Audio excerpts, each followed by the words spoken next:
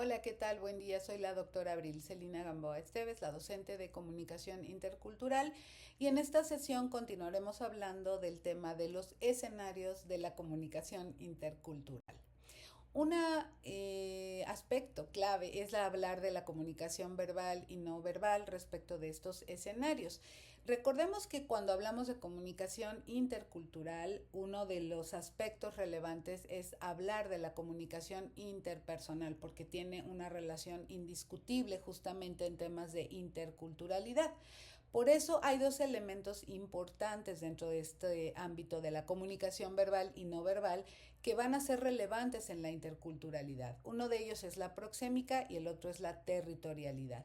La proxémica es un concepto que desarrolló Edward T. Hall, un sociólogo inglés, para poder entender cómo es que empleamos el espacio los seres humanos, es decir, qué uso hacemos del espacio, cómo lo ocupamos, por ejemplo, en la vida personal, privada, cómo hacemos uso del espacio social, cómo nos movemos, cómo actuamos e interactuamos.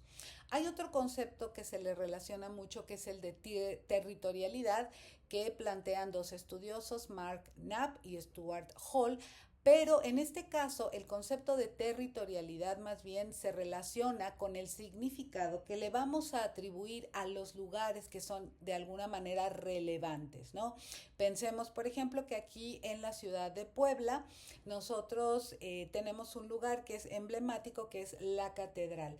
Si tú te fijas en el centro histórico de nuestra ciudad, vas a encontrar en un mismo espacio la catedral, el Zócalo, que es un espacio de socialización actualmente, y el Palacio Municipal. Si tú te fijas, son de alguna manera tres símbolos representativos: una forma de religión o de creencia, una forma de ocupar el espacio social para convivir y el ejercicio de poder o la autoridad gubernamental.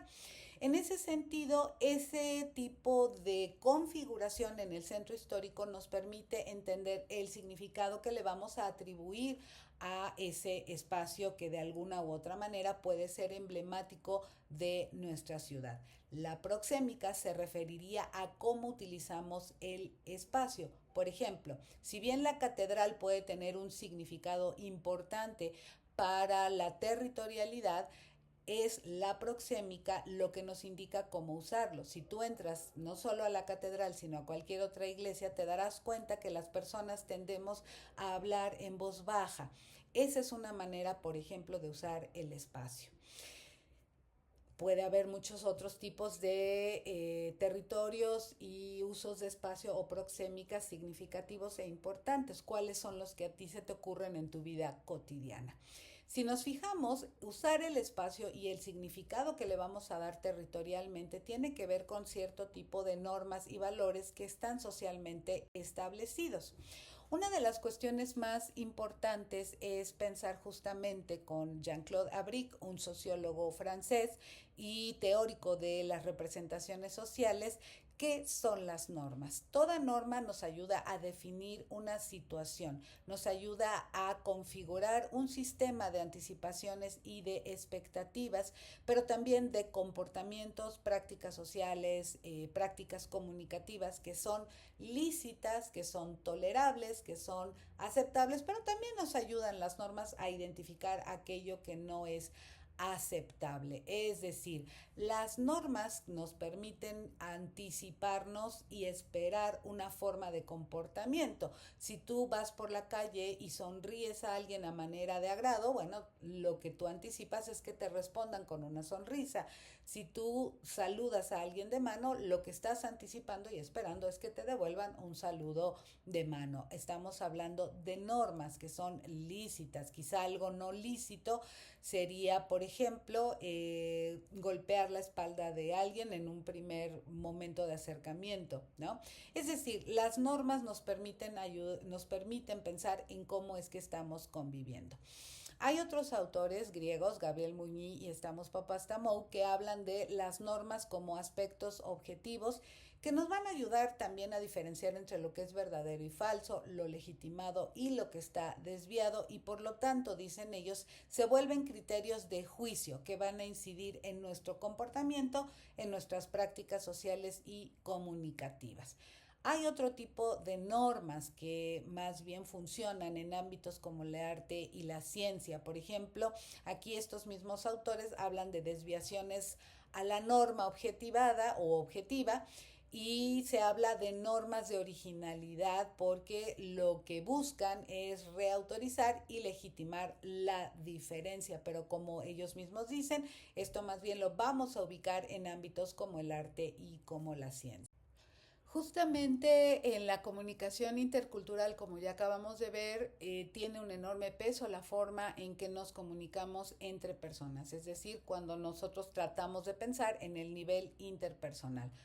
De acuerdo con Ruth Vilá, los aspectos no verbales de la comunicación intercultural tienen que ver con aspectos personales, de dónde venimos, cuál es la formación social y cultural que tenemos, pero también cuáles son nuestros referentes culturales y por lo tanto estos aspectos nos van a ayudar a construir una experiencia perceptiva de nuestras diferencias, pero también de nuestras semejanzas que se van a poner en juego en la comunicación interpersonal y pueden ayudar a gestar una experiencia intercultural.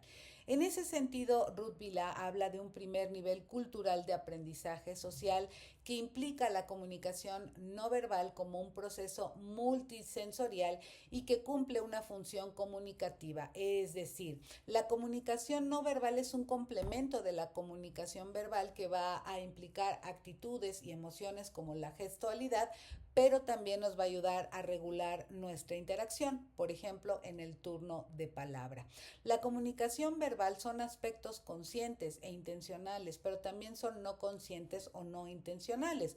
Por ejemplo, en una comunicación interpersonal puede ser que un gesto te parezca, un gesto que haga tu interlocutor o interlocutora te parezca como de rechazo o de no aceptación de alguna idea que estás proponiendo. Estas son actitudes y emociones que van a construir nuestra percepción. Por ejemplo, si nosotros hacemos un gesto como este, estamos tratando de detener lo que la otra persona nos diga. Al contrario, si hacemos quizá este gesto, estamos cediendo justamente el turno de palabra. Esto puede ocurrir en nuestra cultura, pero ahora imagínate el efecto que esto puede llegar a tener cuando vamos de visita a otra cultura o vienen personas de otras culturas a la nuestra, a nuestro espacio social y tenemos que aprender o de alguna manera identificar justamente cómo es que esas personas o esas personas tienen que saber de nosotros respecto de nuestra comunicación no verbal. Si bien hay aspectos que podemos considerar como universales o generales, como ciertos gestos, también es cierto que hay particularidades dependiendo de la cultura. La función comunicativa de la comunicación no verbal se expresa en el lenguaje corporal que vamos a identificar como la kinésica. Hay algunos elementos fundamentales como los gestos, que son emblemas, ilustradores, reguladores, adaptadores, como ya lo acabamos de ver o como lo puedes ver en esta pequeña imagen. Los gestos pueden ser, sobre todo con las manos, maneras kinésicas finalmente de transmitirnos una parte del mensaje, reforzarlo o incluso nos puede llegar a parecer que hay alguna contradicción. La postura corporal también nos indica mucho, puede denotar si estamos cansados, si estamos a gusto, relajados, si estamos más bien a la expectativa o a la defensiva o si estamos nerviosos, quizá porque movemos alguna pierna o tenemos algún tic. Entonces, el lenguaje corporal dentro de la kinésica es fundamental. Hay otros elementos como la expresión facial y la oculésica, es decir, la forma en la cual nosotros vamos a mover nuestros ojos cuando estamos hablando, si vamos a cerrar los párpados, si vamos a hacer algún gesto con la boca, en fin. Entonces, estos tres elementos, los gestos que son los emblemas, ilustradores, reguladores y adaptadores que trabajan nuestras manos, la forma de nuestra postura y nuestra expresión facial y oculésica constituyen parte del lenguaje corporal que llamamos kinésica y cumplen una función comunicativa. Otra de las funciones comunicativas, como ya te habrás dado cuenta, tienen que ver con la proxémica, es decir, el uso que hacemos del espacio, como ya lo habíamos comentado. Por lo menos aquí podemos reconocer, de acuerdo con Edward Hall, tres tipos de espacio. Un espacio fijo, que es en el que actuamos de manera permanente, constante, tenemos nuestras cosas organizadas de tal manera que constituye una constante, una permanencia. Pero también hay espacios semifijos donde no vamos a actuar de manera permanente. Puede ser un aula, un salón de clases o el lugar donde tú trabajas. Y está claro ese espacio personal que vamos a construir a partir de ciertos elementos. En la imagen tú puedes ver que a veces el espacio personal no es precisamente el que va a ocurrir siempre en un espacio fijo o semifijo, sino a partir de ciertas acciones, como el hecho, por ejemplo, de estar leyendo un libro.